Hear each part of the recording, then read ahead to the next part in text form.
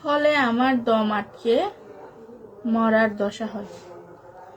এই কথা শুনে হাঁস বোয়ালকে বলল, শীতকালে আমি উড়ে যাই গরমের দেশে, বসন্তকাল পর্যন্ত আমি সেখানেই থাকি।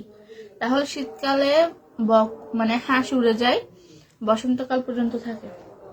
বোয়াল বলল, তাহলে ভাই আমাকেও সেখানে নিয়ে চলো। বেশ, তাই হবে। যদি চাও একসঙ্গেই উড়ে যাব, সঙ্গী থাকলে ভালোই দিন কাটবে।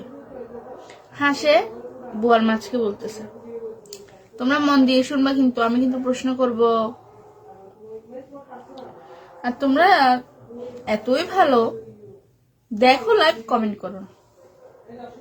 আমি বুঝি না, তোমরা এত সুন্দর সুন্দর কথা শুনো, গান শুনো, কথা বলো আমাদের সাথে, কিন্তু তোমরা কি করো, লাইভটা দেখো কিন্তু কমেন্ট করো না। সমস্যা নেই, নো সমস্যা।